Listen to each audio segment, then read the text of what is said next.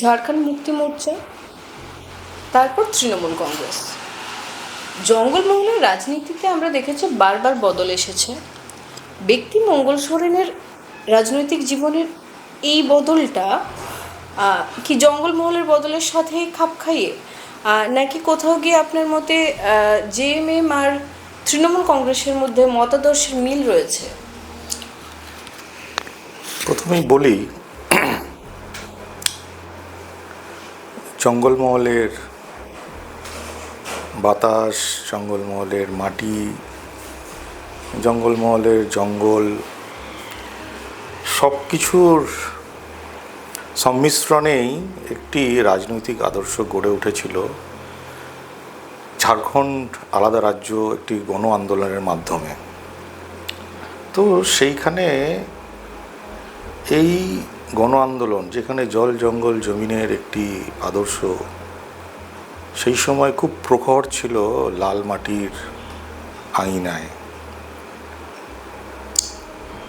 তারপরে যেটা আমরা সবাই দেখতে পাই যে 15ই নভেম্বর 2000 সালে ভগবান বিরসা মুন্ডার জন্মদিনে আলাদা রাজ্য গঠন হয়।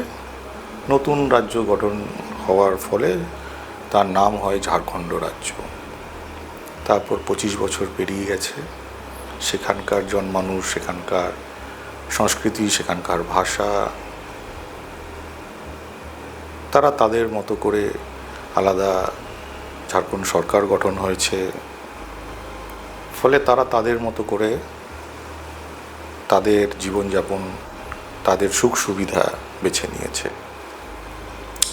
এবার আসি পশ্চিমবঙ্গের ক্ষেত্রে, যে ঝাড়খণ্ড মুক্তি মোর্চা যতদিন ঝাড়খণ্ড আন্দোলন ছিল, পশ্চিমবঙ্গে ভালোই প্রভাব ছিল।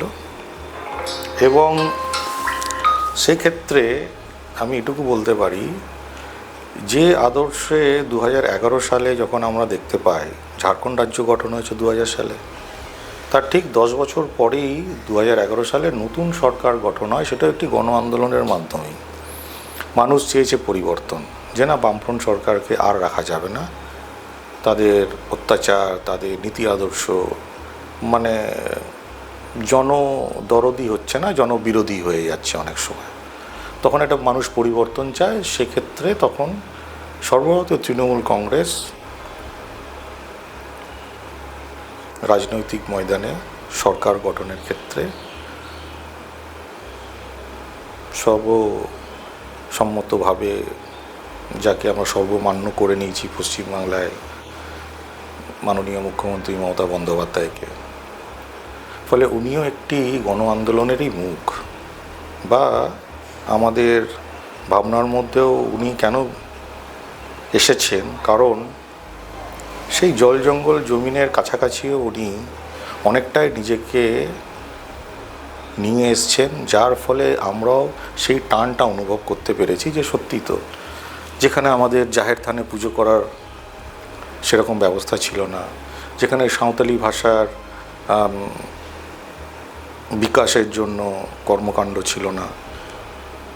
যদিও বামফ্রন্ট সরকারের আমলে পশ্চিমবঙ্গ সাঁওতালি একাডেমি গঠন হলেও খুবই ধীম গতিতে চলছিল, সেইটা আজকের দিনে এসে অনেকটাই অগ্রগতি হয়েছে। ফলে আমাদের যেটা মনে হয়েছে যে না, দিদি আমাদেরকে সুরক্ষা দেবে। এইটা আরও দৃঢ় করার জন্য ঝাড়খণ্ড মুক্তি মোর্চার পক্ষ থেকে এখানে কোনো ক্যান্ডিডেট এবারে নির্বাচনে দেওয়া হয়নি। কারণ মূলত প্রতিপক্ষ হচ্ছে আমাদের ভারতীয় জনতা পার্টি বা বিজেপি। তাদের নীতি আদর্শ, তাদের যে উগ্র হিন্দুত্ববাদী, কোথাও আমাদের একটা ওই ভয় দেখায় যে ইউনিফর্ম সিভিল কোডের ইউসিসি। তো ইউসিসি যে আমাদের জন্য প্রযোজ্য নয়, বা আদিবাসী বিরোধী বা আদিবাসী দরদি তো বলবোই না, কারণ এই পলিসিসগুলি হচ্ছে যেখানে আমাদের একটা বিসর্জনের জায়গা, সব কিছু ত্যাগ করে একটি ওয়ান নেশন কনসেপ্ট। কারণ এত ভ্যারাইটি আমাদের এই দেশে আছে, তাই জন্য আমাদের ডেমোক্রেটিক কান্ট্রি, আমরা এত ডেমোক্রেসি আমরা পুরো বিশ্বে এরকম ডেমোক্রেসি কোথাও নেই। ফলে সেই জায়গাটাকে আমাদের কোথাও যেন একটা নাড়া দিয়েছে যে দিদির সাথে যদি আমরা থাকি পশ্চিমবঙ্গের আদিবাসীরা সুরক্ষিত, এইটা এস্টাবলিশ হয়েছে। ফলে আজকের ডেটে যখনই রাজনৈতিক সমীকরণ হচ্ছে তখনই কিন্তু আমরাও এটাও ভাবছি যে ঝাড়খণ্ডে যারা বাংলাভাষীরা আছেন তারাও কিন্তু আবার ঝাড়খণ্ড মুক্তি মোর্চার সাথেই আছে। এটা দেখা গেছে লাস্ট 10 ইয়ার্সের যা ট্রেন্ড, ওখানকার আপামর বাঙালি জনতা তাদের চিন্তা ভাবনা সব কিছুই সেই সময় ছিল দিসমগুরু শিবু সোরেন কেন্দ্রিক। এখন সেটি পরিবর্তন এসছে, তাই জন্যেই মহুয়া মাঝি ঝাড়খণ্ড মুক্তি মোর্চা রাজ্যসভা এমপি রাঁচির থেকে উনি এসছেন। ফলে এই জায়গাটা কোথাও একটা রাজনৈতিক বলতে পারেন একটা golden handshake, the Bengalis and the Adivasis. ফলে আজকের দিনে আমরা যতটুকু একে অপরকে বুঝি, কারণ ভাষার প্রতি যে প্রেম বাঙালির, সেই প্রভাবটাও কিন্তু আমাদের আছে। নিজের ভাষা, নিজের সংস্কৃতি। আজকেই ঝাড়গ্রাম টাউনে জাহের থানে মামরে হচ্ছে, ফলে সেখানেও অনেক যারা পুজো অর্চনা করেন বা বিশ্বাসী এই ধর্মে তারা এসছেন। ফলে সব মিলিয়ে আমরা এটা বুঝতে পেরেছি যে মা মাটি মানুষের সরকার আর জল জঙ্গলের যে ভাবনা একটা যোগসূত্র আছে, মানে একে অপরের পরিপূরক হিসেবে এসছে বলেই আমরা এটাকে আপন করে নিতে পেরেছি। নাহলে একটা মতাদর্শ, তাহলে তো আজকে যদি বিজেপিও তো এসছে, কিন্তু বিজেপিকে আমরা নিতে পারিনি। কেন নিতে পারিনি? কারণ তাদের ওই যে ধার্মিক ইকুয়েশনটাই তাদের কাছে সবথেকে বড় হয়ে উঠেছে। কিন্তু আমাদের কাছে যেরকম লাইফ অ্যান্ড ফ্রিডম একটা কনসেপ্ট, যে জীবন থাকবে এবং স্বাধীনতা থাকবে, আমরা স্বাধীন চেতা হতে চাই, সেখানে মা মাটি মানুষের ভাবনা আমাদের এই জল জঙ্গল জমিনের একটা কনসেপ্টের সাথে এটা একটা অতুলনীয় ব্যাপার। ফলে সেই জায়গাটাতেই আজকে যে মঙ্গল সোরেনকে আপনারা দেখছেন, এই মঙ্গল সোরেনই 2004 সালে ঝাড়খণ্ড মুক্তি মোর্চার থেকে লোকসভা নির্বাচনে এই ঝাড়গ্রাম লোকসভা কেন্দ্র থেকেই দাঁড়িয়েছিল। আজকে কেন প্রয়োজন হলো? কারণ আমরা বুঝতে পারছি যে এখানকার আদিবাসী মানুষদের বা এখানকার জঙ্গলমহলের যারা বসবাসকারীদের, তাদের মধ্যে যে একটি ভাবনা, সেই ভাবনাটাকে আরও ওয়ার্ল্ড লেভেলে, ইন্টারন্যাশনাল লেভেলে নিয়ে যাওয়ার জন্যেই আমার এই পার্টিসিপেশান। আজকে আমি আমার চাকরি জীবন ছেড়ে এসেছি, রেজিগনেশান দিয়েছি, আরও 12 বছর চাকরি ছিল। কারণ আমি নিজে যেহেতু ওয়েস্ট বেঙ্গল লিগ্যাল সার্ভিস ক্যাডারে ছিলাম এবং আমার পোস্টিংও ছিল সাধু রামচাঁদ মুর্মু বিশ্ববিদ্যালয়ে, ফলে আমি বিষয়টি অনুধাবন করতে পেরেছি যে আজকের ডেটে যদি আমরা সঠিক সময়ে যদি রাজনৈতিক কর্মকাণ্ডে যদি যুক্ত না হই, কোথাও যেন একটা খামতি থেকে যাবে। যার জন্যই আজকে আমার এই এত বড় জীবনে পদক্ষেপ আমি নিয়েছি, যেখানে এখানকার জঙ্গলমহলের মানুষের জন্য যাতে কিছু করে যেতে পারি এবং ভবিষ্যৎ যাতে আরও সুন্দর হয়ে ওঠে। এখানে অনেক কিছু করার এখনও সময় আছে, করার আছে, অনেক কিছু করার বাকি আছে। পরপর সংক্ষেপে 2-4টে প্রশ্ন করব। একটা হচ্ছে আপনার উত্তর থেকে কেটে, যে জঙ্গলমহলের এবং আদিবাসীদের উন্নতির জন্য আপনার আগে এই কেন্দ্র থেকে তৃণমূল কংগ্রেসের যিনি প্রার্থী ছিলেন তিনি জঙ্গলমহলের মেয়ে, তিনি আদিবাসী সম্প্রদায়কেই রিপ্রেজেন্ট করেন। কোথাও গিয়ে কি আপনার মনে হচ্ছে যে 5 বছরে তিনি ততটা কাজ করতে পারেননি যতটা প্রয়োজন ছিল? প্রথমত এটা মানতেই হবে, প্রতিটা মানুষ তার বুদ্ধি, প্রতিটা মানুষের চিন্তা ভাবনা আলাদা হতেই পারে। তিনি তার মতো করে যতটুকু পেরেছেন করেছেন, সেখানে কোনো আমি প্রশ্ন বা জিজ্ঞাসা বাঞ্ছনীয় নয়, কারণ প্রতিটি মানুষ আলাদা। তিনি তার মতো করে করেছেন, আমি সেই অধ্যায়ে যাব না। আমার অধ্যায়ে আমার যতটুকু আমার করার করণীয়, যেগুলো করা হয়েছে বা যেগুলো ভালো প্রকল্প ছিল, সেগুলোকে আরও ভালো করার প্রচেষ্টা আমি নিশ্চয়ই করব। এবং নতুন নতুন যদি কিছু ভাবনা থাকে সেগুলোকে নিয়ে আমি আমার নতুন আবার দ্বিতীয় অধ্যায়, রাজনৈতিক জীবনের একটি আমার কাছে এটা দ্বিতীয় অধ্যায়, সেটা আমি আমার মতো করে গড়ে তুলব। আপনার তৃণমূলে আসাটা খুব ইন্টারেস্টিং। সকালবেলা জয়েন করলেন, সকালেও ঠিক না, বেলা বেশ খানিকটা গড়িয়ে যাওয়ার পর জয়েন করলেন, আর ঠিক তার কয়েক ঘন্টা পরে দেখা গেল ক্যান্ডিডেট। মানে একদম সারপ্রাইজ আপনাদেরকে কয়েকজনকে দেওয়া হয়েছিল সকালবেলা দলে যোগ করিয়ে, দুপুরবেলা ক্যান্ডিডেট। সেখানে আপনি তার আগে লিগ্যাল সার্ভিসে ছিলেন, আপনি এলেন তৃণমূলে, যে দলের বিরুদ্ধে দুর্নীতির ভুরি ভুরি অভিযোগ। আপনার আপনি এই ডিসিশনটা নিতে, মানে এই যে দুর্নীতির অভিযোগের সাথে সহাবস্থানে যাওয়ার যে সিদ্ধান্তটা নেওয়ার আগে আপনাকে কতটা ভাবতে হয়েছিল? এই মা মাটি মানুষ আর জল জঙ্গলের সমীকরণের বাইরে গিয়ে কি আপনাকে নতুন করে ভাবতে হয়নি বিষয়টা? প্রথমেই বলি, যে কোনো সৃষ্টি একদিনে হয় না, সবই সময় সাপেক্ষ ব্যাপার। ফলে অনেকের চোখে হয়তো এটাই মনে হবে যে সকালে জয়েন করলাম, বিকালে টিকিট পেলাম। এটা একটু ভাবতে হবে যে যে কোনো দল একদিনে কোনো কিছু সিদ্ধান্ত নেয় না। তার জন্য আপনাকে একটু, যে তার মানে দীর্ঘদিন ধরে আপনাকে তৃণমূল কংগ্রেস নজরে রেখে বা গড়ে পিঠে নিয়ে একদম সকালবেলা সারপ্রাইজ দেওয়া হলো যে নিয়ে আসছেন দলে এবং তারপর ক্যান্ডিডেট। আপনি তার কারণ বলি, ছিলেন ব্যাপারটা? কেননা আমরা অহরহ যাতায়াত করতাম ঝাড়গ্রামে, সাঁওতালি ভাষা আন্দোলন থেকে শুরু করে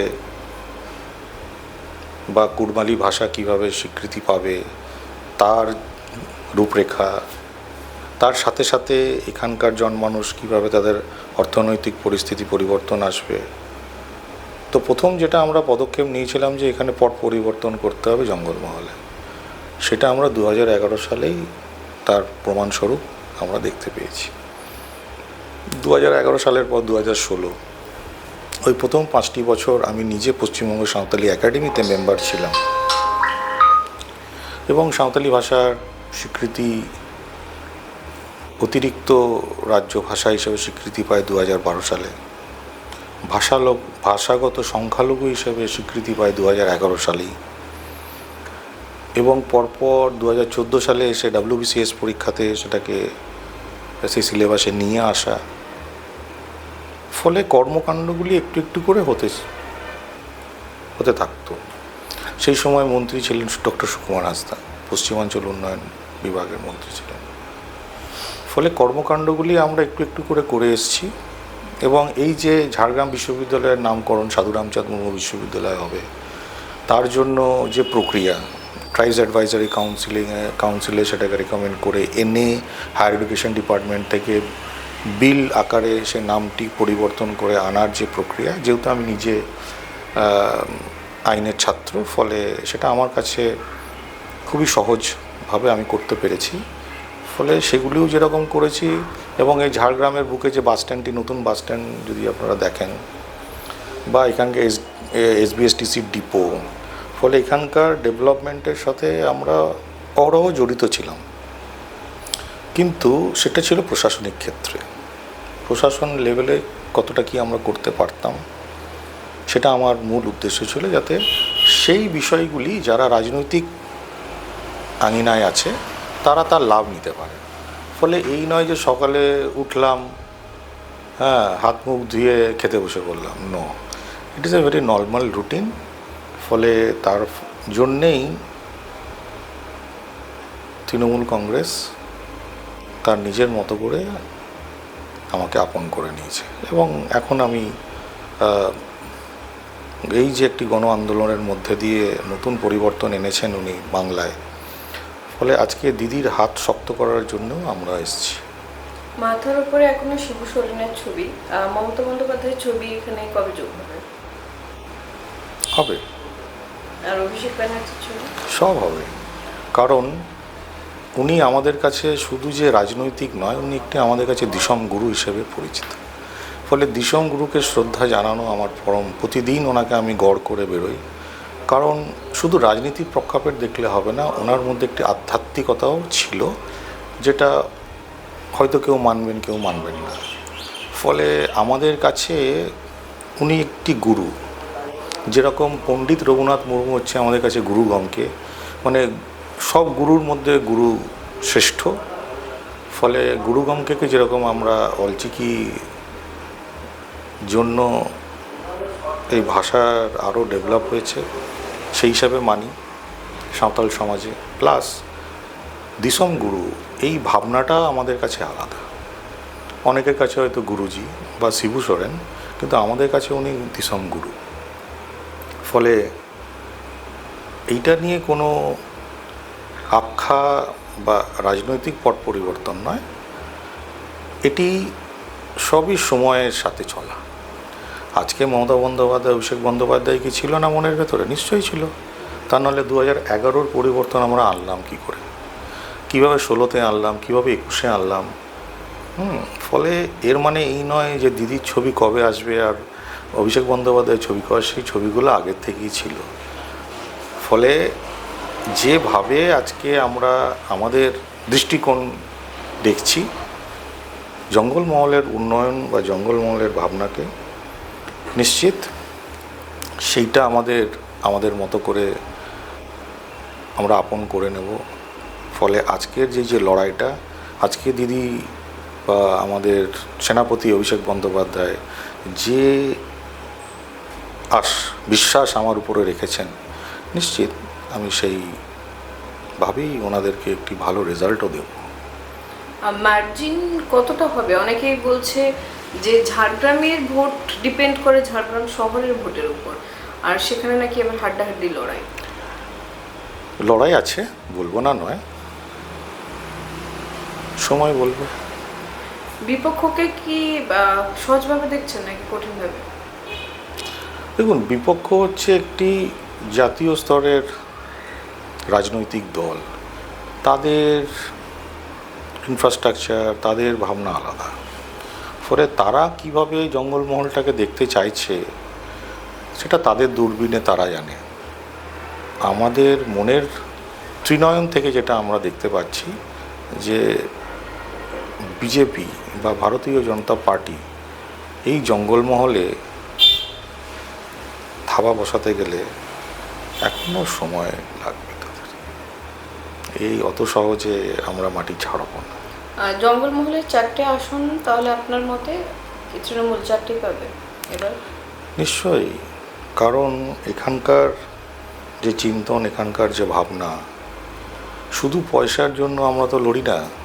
পয়সা দিলেই সব কিছু হয়ে যেত, তাহলে আমাদের নীতি আদর্শ প্রয়োজন হতো না।